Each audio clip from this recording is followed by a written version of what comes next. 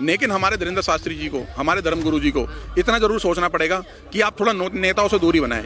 आपके बगल में, आपके साथ में ऐसे भी नेता होकर खड़े हो रहे हैं जो सनातन का चोला पहन गए, लेकिन वो सनातन का काम नहीं कर रहे। आप उनसे बचो। मेरे पड़ोस में मुसलमान रहते हैं, बहुत लंबे समय से रह रहे हैं। उनकी औरतें, उनकी बेटियां, उनके बच्चे महाराज जी को देखने के लिए, उनका एक दर्शन पाने के लिए लोग इंतजार कर रहे हैं। भीम आर्मी कुछ नहीं है। भीम आर्मी केवल एक पेट पे चल रही है, पैसों पे चल रही है। जब तक पेट भरकर हैं तब तक वो काम कर रहे हैं। भाई साहब, अगल बगल में सत्ती की तो बात है। देखो, महाराज जी में सत्ती तो है। महाराज जी को देख लें तो 4 काम हमारे ही बन जाते हैं, और मेरे 4 नहीं, मेरे 400 काम बने। मेरे तो केस तक खत्म हुए महाराज जी के पे। एक नजर मेरी पड़ जाती है ना तो कोई ना कोई क्लेश कटता ही कटता है।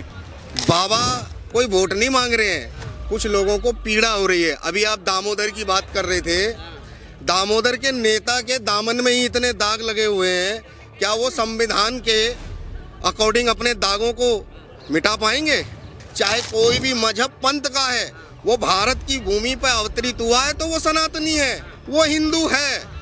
और हिंदू होने में दुख किस बात का? हम यही तो कह रहे हैं, भारत को हिंदू राष्ट्र घोषित कोई भी आ जाए, फर्क नहीं पड़ता है। किसी की हिम्मत नहीं है जो यात्रा में तनिक भर भी बाधा को उत्पन्न कर दे। किसी के बस की बात नहीं है। संविधान में अधिकार है और बालाजी का आशीर्वाद है, ये यात्रा तो होके रहेगी। भारत हिंदू राष्ट्र होके रहेगा। किसी के बाप में दम नहीं है भारत को हिंदू राष्ट्र होने से रोक दे।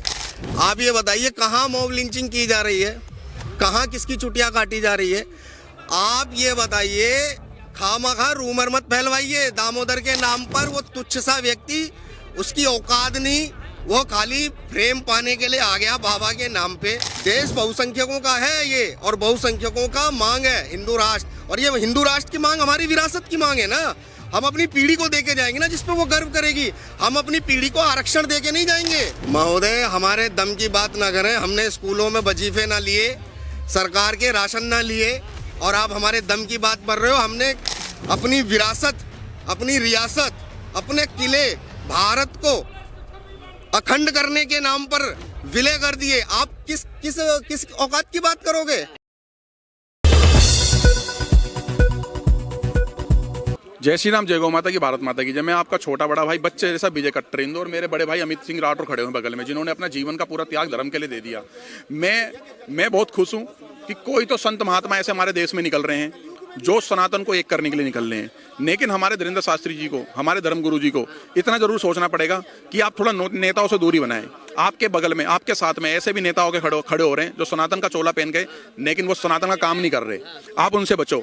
और लोग, माँ बहन बेटियां, लोग मार्केट, और मुसलमान लोग भी कह रहा हूँ मैं, मुसलमान लोग भी तहे दिल से इंतजार कर रहे हैं कि महाराज जी आएंगे। मुझे लग रहा है कि महाराज जी, मेरे को लग रहा है इस यात्रा में 1 से 2 लाख मुसलमानों का परिवर्तन ना कर दें। मेरे को बहुत खुशी है। मेरे इलाके के जितने 2-4 लोग मेरे पड़ोस में मुसलमान रहते हैं, बहुत लंबे समय से रह रहे हैं, उनकी औरतें, उनकी बेटियां, उनके बच्चे महाराज जी को देखने के लिए, उनका एक दर्शन पाने के लिए लोग इंतजार कर रहे हैं। आप जैसे कट्टर हिंदुओं के खिलाफ भी भीम आर्मी खड़ी हुई है। वो भी कह रही बाबा की यात्रा नहीं होने देंगे, चाहे सुप्रीम कोर्ट जाना पड़े, चाहे हाई कोर्ट जाना पड़े, किसी भी कोर्ट में जाना पड़े, यात्रा पर रोक लगा के माने। मैं कह रहा हूँ ये तो धरती की कोर्ट है। मैं कह रहा हूँ ऊपर वाली कोर्ट पे चले जा तू, तो ये यात्रा नहीं रोक पाएगा। ये तो खामा कौन भीम आर्मी? भीम आर्मी है क्या? भीम आर्मी है कौन? भीम आर्मी कुछ नहीं है। भीम आर्मी केवल एक पेट पे चल रही है, पैसों पे चल रही है।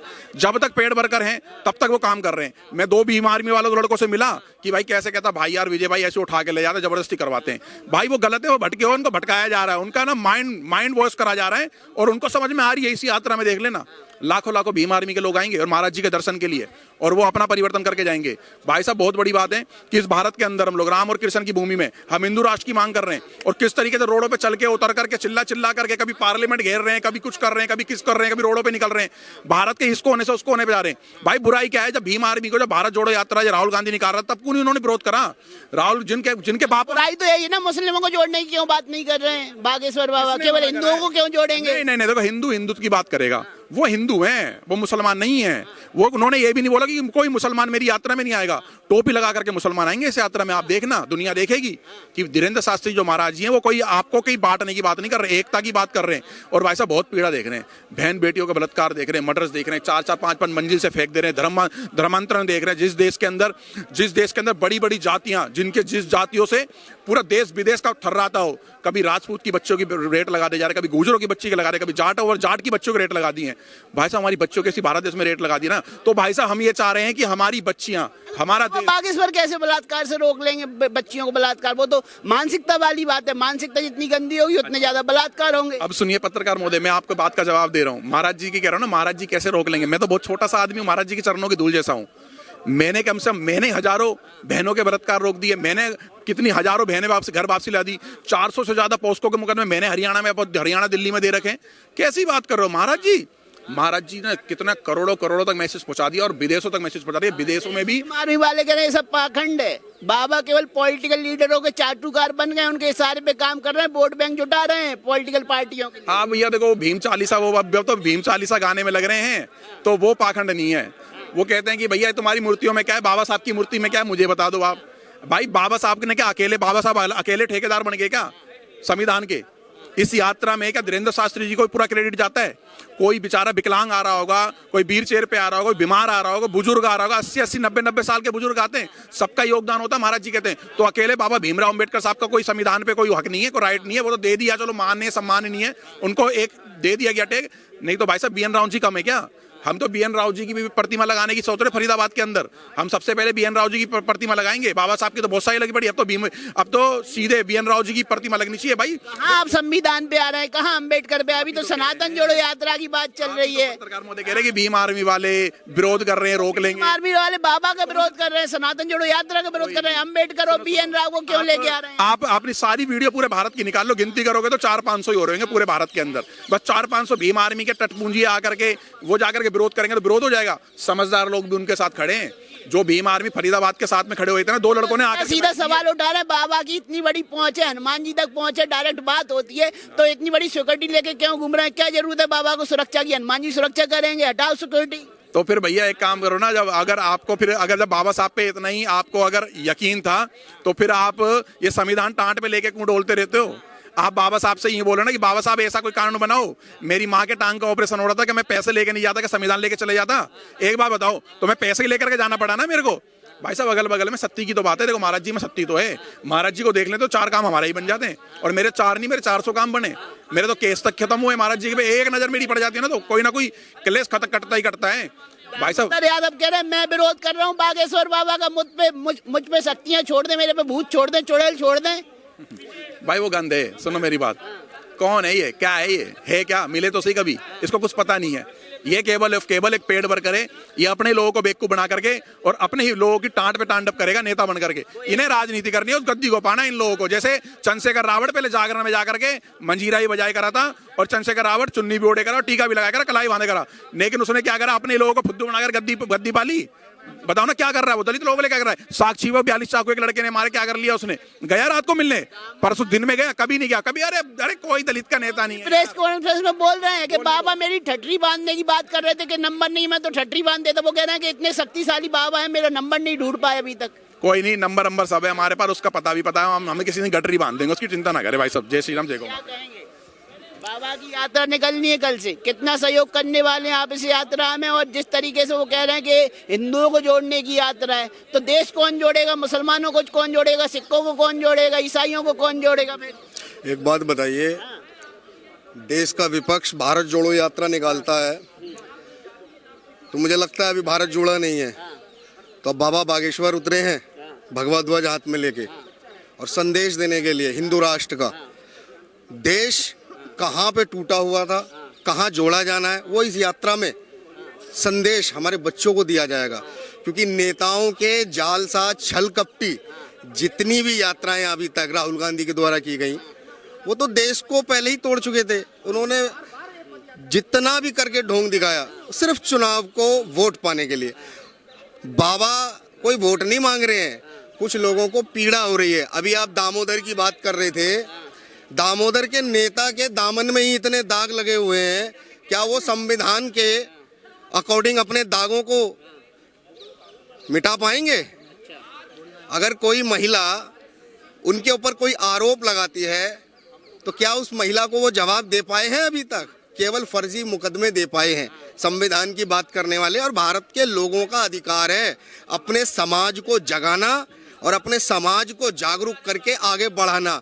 जो लोग सोच रहे हैं कि हिंदू राष्ट्र में मुस्लिम भगा दिए जाएंगे, दलित हिंदू से हटा दिए जाएंगे, तो ये षड्यंत्र तो पहले से ही 70 सालों से चला रहा और इसी षड्यंत्र को तो खत्म करना है। हमने सदैव कहा है कि भारत में चाहे मुसलमान है, चाहे कोई भी मजहब पंथ का है, वो भारत की भूमि पर अवतरित हुआ है तो वो सनातनी है, वो हिंदू है। और हिंदू होने में दुख किस बात का? हम यही तो कह रहे हैं, भारत को हिंदू राष्ट्र घोषित। तनातनी जातिवाद को लेके आज देश में मची हुई है। कोई अपने आप को ब्राह्मण कहता है, कोई जाट गुजर बनिया कहता है, कोई अग्रवाल गुप्ता कहता है। तो क्या वो तनातनी खत्म होगी इस यात्रा से? देखिए, जाति हमारा स्वाभिमान है, जाति के अंदर जो अहंकार है उसी को खत्म करना, जाति की तनातनी खत्म होना होगा। क्योंकि अहंकार जब तक खत्म नहीं होगा, जो आज हम देख रहे हैं ना, संविधान का नाम लेकर एक विशेष लोगों को सरकारों के द्वारा, मैं कह रहा हूं, आरक्षण के नाम पर मजबूर जो किया गया, उन्हें आज बताया गया कि वो हिंदू नहीं है और वो पागल लोग कहते हैं कि हम हिंदू नहीं है। अरे तुम्हारे बाप का नाम रामलाल, तुम्हारे दादा का नाम श्यामलाल, तुम्हारा खुद का नाम रामलाल, तुम कहते हो कि हम हिंदू नहीं। यही भेदभाव को मिटाने के लिए बाबा आज सड़कों पे उतरने वाले हैं। देखो, भारत में भारत की जनता नेताओं के भरोसे बहुत रह ली, अब बाबाओं ने बागडोर संभाली है, भारत को हिंदू राष्ट्र। सरदार यादव सीधा सीधा बोल रहे हैं, अगर किसी यादव की चुटिया काटी जाती है, ठीक है, किसी दलित को प्रताड़ित किया जाता है, किसी हरिजन को मारा जाता है, मुस्लिम को मारा जाता है, माओ लिंचिंग की जाती है, तो बाबा खुल के सामने आएंगे, उनके अंदर का जातिवाद खत्म हो जाएगा। आप ये बताइए, कहाँ मॉब लिंचिंग की जा रही है, कहाँ किसकी चुटिया काटी जा रही है? आप ये बताइए, खामखा रूमर मत फैलवाइए। दामोदर के नाम पर वो तुच्छ सा व्यक्ति, उसकी औकात नहीं, वो खाली फ्रेम पाने के लिए आ गया बाबा के नाम पे। उसके मुखिया की औकात नहीं अपने अपराधों को झुठलाने की। देश के संविधान के अकॉर्डिंग प्रतिनिधि चुना गया, संसद में बिठाया गया, और कानून का दुरुपयोग करने वालों के, उनसे कुछ नहीं होगा। संविधान में अधिकार सबका है, केवल उनका थोड़ी है। देश बहुसंख्यकों का है ये, और बहुसंख्यकों का मांग है हिंदू राष्ट्र। और ये हिंदू राष्ट्र की मांग हमारी विरासत की मांग है ना।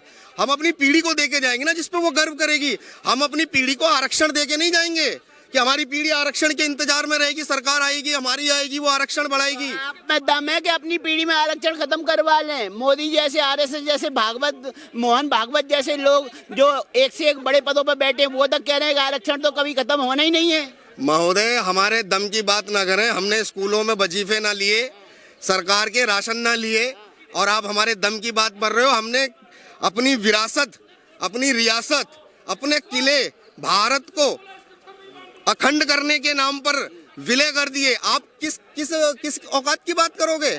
हमने सब कुछ दिया, और आज भी हम समाज को एक करने के उद्देश्य से सड़कों पे उतर रहे हैं, क्योंकि भारत का भविष्य ही हिंदू राष्ट्र से है, ना कि सेकुलरिज्म से। सेकुलरिज्म इस देश के लिए, इस युवा के लिए कैंसर है, कैंसर। और उस कैंसर का इलाज बाबा बागेश्वर ने शुरू कर दिया है। उन्होंने अस्पताल भी देखो कैंसर का बनाया ना। उसी प्रकार देश के अंदर जो कैंसर की बीमारी है उसको खत्म करना है, वो है धर्मांतरण। हमारी गौ माता की रक्षा कौन करेगा? सरकारें क्यों नहीं आ रही हैं? आज देश में अगर लोग बाहर आ रहे हैं तो ये उनका अधिकार है, सरकारों से मांग करना, संवैधानिक अधिकार है। कोई भी आ जाए, फर्क नहीं पड़ता है। किसी की हिम्मत नहीं है जो यात्रा में तनिक भर भी बाधा को उत्पन्न कर दे। किसी के बस की बात नहीं है, संविधान में अधिकार है, और बालाजी का आशीर्वाद है। ये यात्रा तो होके रहेगी, भारत हिंदू राष्ट्र होके रहेगा। किसी के बाप में दम नहीं है भारत को हिंदू राष्ट्र होने से रोक दे। धन्यवाद। जय श्री राम।